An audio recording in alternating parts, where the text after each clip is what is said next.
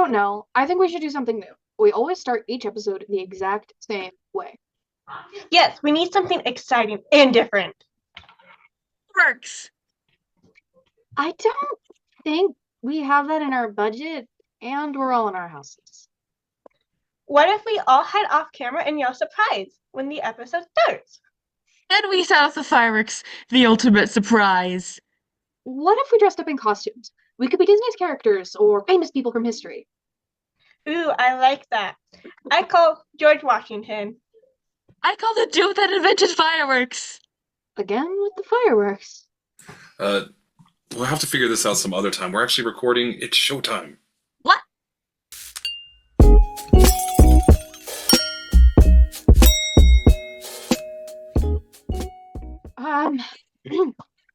Hello and welcome back to UCA News. I'm Hannah, that's Delia, and that's Evelyn. We're tickled to be your hosts this week. We hope you all had a great 3-day weekend and are back working hard to be the best students you can be. If you're on track, then your semester-long courses should be at 31% complete by the end of the week. We passed the 30% mark. This semester really is flying by. And speaking of flying, this is a reminder for our students who are attending the She Tech Explorer Day on February 25th. Make sure you have signed up, and if you can't go, then please let the She Tech advisors know ASAP. While you're talking about She Tech, let's send it out to two of their members, Raiha and Araya, to learn more about the club and the exciting competition they are a part of. Thank you, anchors. Allow me to get more into what She Tech is. Okay, wait, I have some questions. First of all, what is She Tech? Great question. She Tech is an organization that focuses on bringing girls into STEM. She Tech does this by giving girls the opportunity to experience what it's like to be in STEM. Experiences like competitions, clubs, events, internships, and STEM events are some of the ways to experience STEM. With all these experiences, girls get a feel for what they like to be in STEM and develop their passion for tech. If you aren't so sure about it, come to She Tech Explorer Day. What is She Tech Explorer Day? That is another great question. She Tech Explorer Day is an annual event held by She Tech for high school girls. It is an interactive experience that includes hands-on STEM workshops, a tech zone to see all the amazing tech and companies, as well as receive swag. Towards the end, there will be a tech challenge where you will compete against tables and schools. Oh my gosh, that sounds so cool. Where can I sign up and when is it? She Tech Explorer Day is on February 25th, and you should ask your learning coach to sign you up through the webmail they received, if registration is still open. Reha, you were part of a team that entered a competition. I heard that your team is currently in the top 20. Can you tell us more about that? That is true. We didn't make the top 20, and of course, our team entered a project for the High School Utah Entrepreneurship Challenge, or the HSUEC. The HSUEC is a competition where innovative and creative ideas and solutions are shared to potentially change the world, where young entrepreneurs can compete to win. Is there a prize if you win? And how do we vote for the UCA team? Yes, there is. If we win the public vote for the best HSUEC project, our team receives $500. And as for voting, you could go to lassonde.utah.edu/HSUEC to fill out the survey to cast your vote. Reha, thank you for sharing all of that. She Tech sounds awesome. They are in the top 20 in the state. This is incredible. Make sure to vote for them. I hope they win. Me too. I watched their video and they were spectacular. Let's keep things rolling and check out this week's Joke of the Week. What kind of magic does a condiment wizard perform? Saucery. Aloha Mustardo. No, just no. What? I love the joke. It was a great dad joke. I'm with Hannah on this one. Maybe it's because I'm not a dad. Or maybe because you have a sense of humor. It wasn't that bad. I need to write that one down so I can tell my sister later. You do that. I heard a rumor that some people guess the mystery sound. Let's see if that's true. It's time for the mystery sound. The last 2 weeks we've been playing you this sound.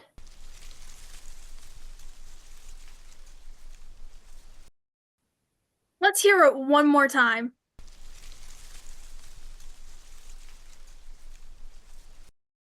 We also hid a few pictures in the last episode. You may have noticed some random leaves here and there.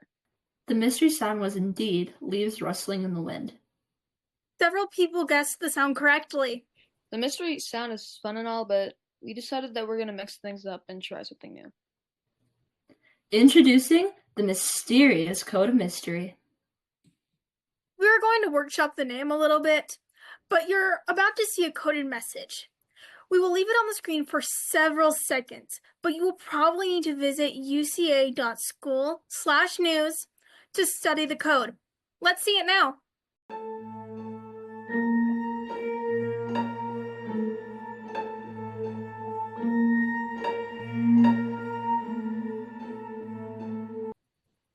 We're really excited to see if any of you figure out the code. Remember that you can go to uca.school/news to see the code and submit your guess. I did notice some leaves in the last episode. I forgot that we were hiding a clue in the episode. I did love trying to guess the mystery sound, but I am excited for this new challenge. And a challenge is nothing to run away from. It is important to embrace the challenge and overcome our obstacles. That's the focus of our next segment. Embrace the challenge is part of having a growth mindset. Let's send it out to Trey to find out more. My teachers have been saying I should have a growth mindset recently, but I'm not really sure what that means. Like, how is my mind going to grow? Well, okay, first off, a growth mindset is, in the literal sense, doesn't mean your mind or head is literally going to grow. I was a little concerned for a minute there. Yeah. Growth mindset just means that you're open to challenges, opportunities, and believe failure is a chance to better yourself. Okay, but what if, for example, I don't believe and do those things and have a growth mindset? What's then? Well, that would be called a fixed mindset. And people who have a fixed mindset usually just believe that their potential is predetermined. They're good at something or they're not. And life is just the way it is and it can't be changed.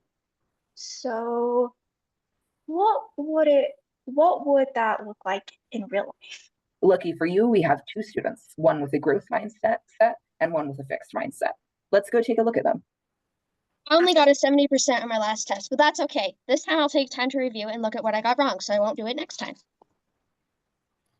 Wow, I only got a 70% on my last test. That sucks. Well, I guess that's just how it was destined to be, and I could never do better than that. So if you have a fixed mindset, is it too late to change? Nope, it's never too late to change to a growth mindset. Just try looking at everything as an opportunity to grow and try to have a more positive outlook on life. Thanks. I definitely try that. It's insane how much adding the word yet makes a difference. I don't know this yet is so much more empowering than just I don't know this. Or even worse, when people say IDK, like just the letters. That's so irritating. It's just how we talk. No big deal. But something that is a big deal is the fact of the week. Hit the music. Fact of the week. Ba-da-da. More people in the world own a cell phone than a toothbrush. It is estimated that 5.1 billion people have a cell phone, but only 4.2 billion own a toothbrush. Ugh. When researching this fact, we found out that there are groups of people around the world who use other tools to clean their teeth. This fact is going to make my dentist big mad. We have one more segment this week. Let's send it out to Mika for a minute of science. Welcome back to Minute of Science. Today I have a super interesting topic to cover. Did you know that some stars are so cold that you could feel them without burning your hands? The coldest type of star that are found in our universe are called brown stars. They're also known by the name of failed stars, and they are unable to create and sustain nuclear fusion, which means that heat and light they emit are pretty small. And going even deeper, in a certain subclass of brown stars, they're called Y-type stars, and those are the coldest that we know of. These stars can only get up to above a few hundred Celsius, but they're usually around room temperature or a little bit higher. And so theoretically, if you were able to touch the surface of the star for a second, you'd be able to. That was an awesome experiment. I'm so glad we ended with that. I hope we all have a terrific week. And we'll see you next Wednesday with a new episode. And remember, we are UCA. Hey! Firework time!